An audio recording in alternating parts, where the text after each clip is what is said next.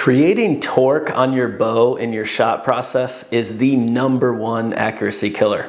Today I'm going to walk through why that happens and give you some tips and tricks on how to prevent it. We are winding down from hunting season. We are now getting into the part of the year where we work on our equipment, get everything back to being fine-tuned, really work on our training and our shot process, and get all ready again for the next tack season and then the next hunting season again.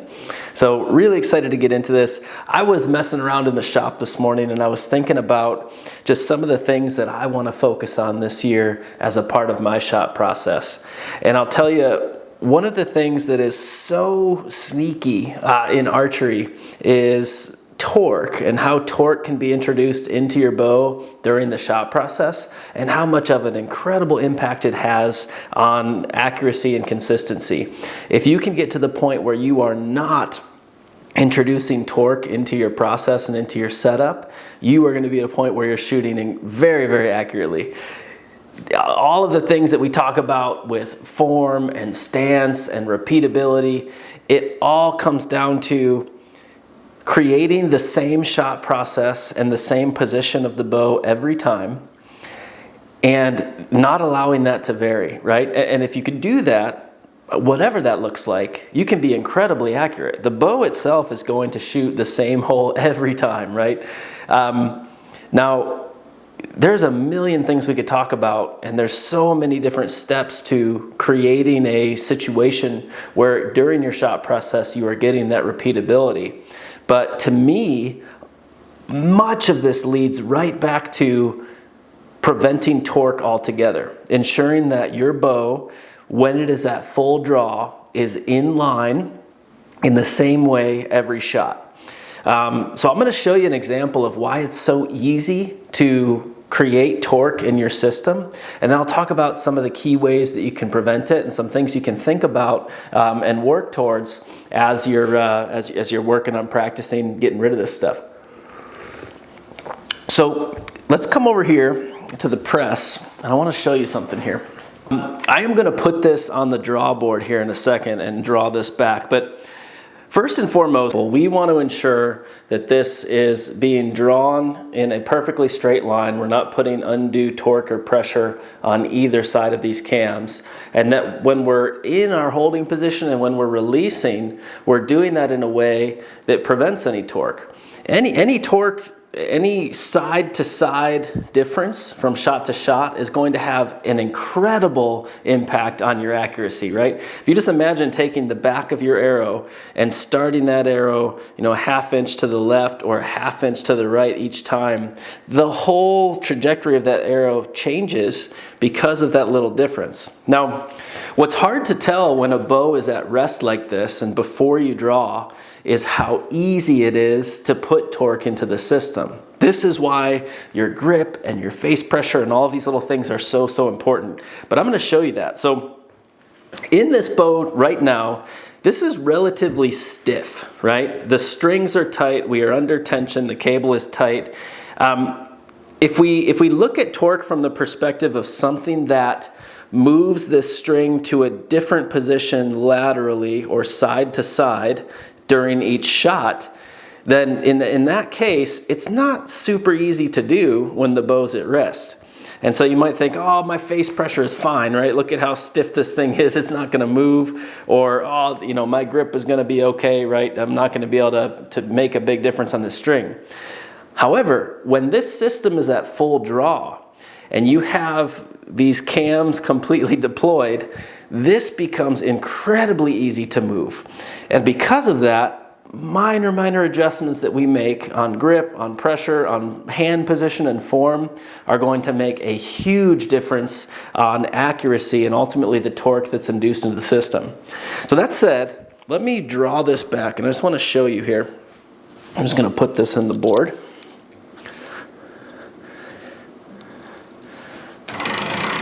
All right, so we'll bring this guy back.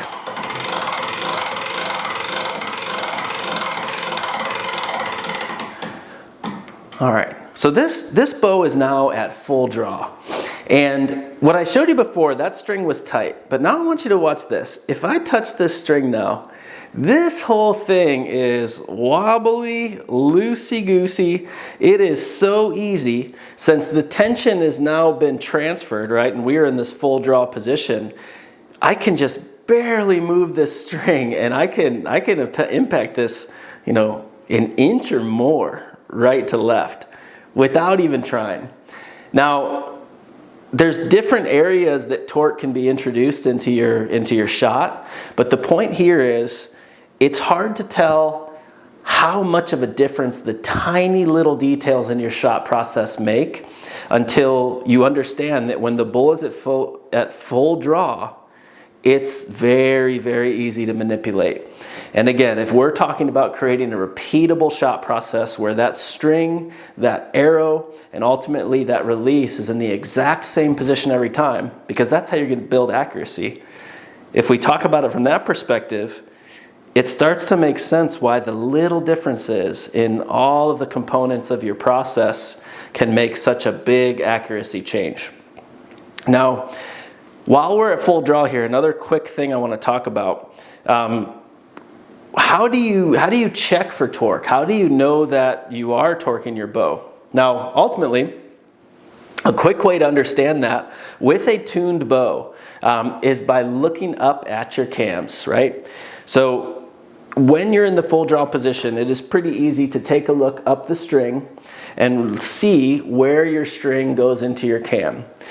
You will notice right away if you are pulling that bow to the left or to the right, whether it's via your grip, whether it's via your hand, because you're going to see as that string comes onto the cam, if it's angled out to the right, if it's angled out to the left, or if it's coming straight off the back. Your goal in a no torque scenario is that that string is perfectly in line with that cam, ultimately through the whole system. So that's what you should be aiming for, right? So as you're practicing and as you're thinking about how you can improve this, do that, right? Get to the full draw, get comfortable, and just glance your eyes up the string. And if you notice that you're consistently pulling it one way or the other, you've got some torque in your setup and in your process that you need to look at. How do you fix it, right? How do you prevent torque? This is where you get into the mastery of the archery shot process, and this is a journey that all of us are working on every day. There are a lot of things that you can do to prevent torque, but I think there's probably 3 main things that will make the biggest difference quickly. So let's talk about that. Let me bring this back down. Over here we have a better view. And we're going to grab a release. So number 1, the first thing you can do to ensure that you're not turking your bow is to really perfect your grip. Now there are 1,000,001 videos on the grip process itself. I have a couple out there. I know there's others that do as well. But the point is, you want to make sure that you're gripping the bow correctly. You're not strangling this thing, you're not grabbing it. There is a very specific hold that you should be using to the bow. And again, I'm not going to go into this video into this, but look up archery grip, look up John Dudley. He's got some excellent videos on this. But again, you want to be able to hold your bow in a consistent, repeatable way where you're not inducing twist and torque and turn during the shot from the riser itself. That's number 1, incredibly important. Number 2, and number 2 will also play into the third one, but number 2 is going to be hand position. Now this will vary based on your release, your shot process, and how you work through this. But the point is you want your hand position at full draw to be consistent, and you don't want it to be in a position where you are twisting, turning, or putting undue pressure on that string. Because remember, when you're at rest, you know, it's not easy to impact this. Little twists of the hands are not going to make a difference. You're not going to see that string move side to side. But at full draw, like I just showed you on the press, when you get back there, it's loose. And the difference between your hand here and here will make a big difference in the position of that string behind the arrow. And again, that's inches at a 20-yard target, and that's feet at a 100-yard target, right? So these little things will make a big, big difference in improving your shot and your consistency moving forward.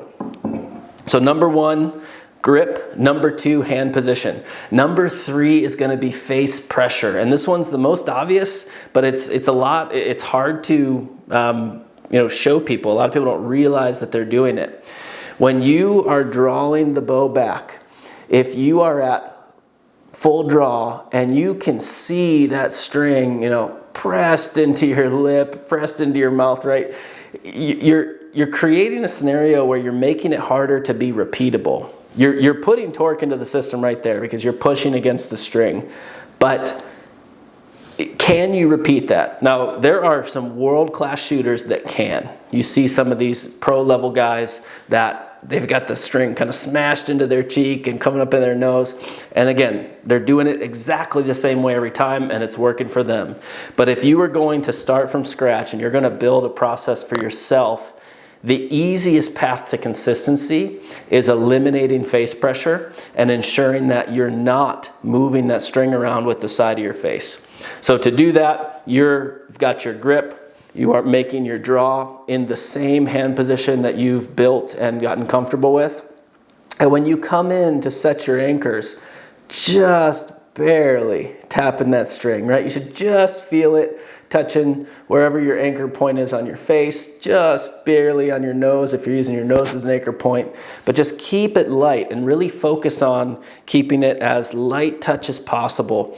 There are some tools that are good for this. One of the ones, and I haven't used these in a while, but Bowmar has a nose button, and it's a cool tool for this because it goes where your nose anchor is and it's spiky. So you don't have to, you can barely touch it to your nose and you're going to feel it, and it's just an easy way to keep that light pressure. But again, even with just the string, you can feel it. Take a picture of yourself, have somebody video yourself. If you see that you're smashing that string into your face, you're likely inducing and introducing torque into the system that doesn't need to be there. So, shop thoughts this morning. Wanted to make a quick video, nothing special, but I think it's important as we get into the training season and as we start to really work on our process and hone our skills for next year. So thank you for watching. Do me a favor, hit the like button if you like this kind of thing. Please subscribe. I am a small growing channel and it really, really helps. All right, we'll see you next time.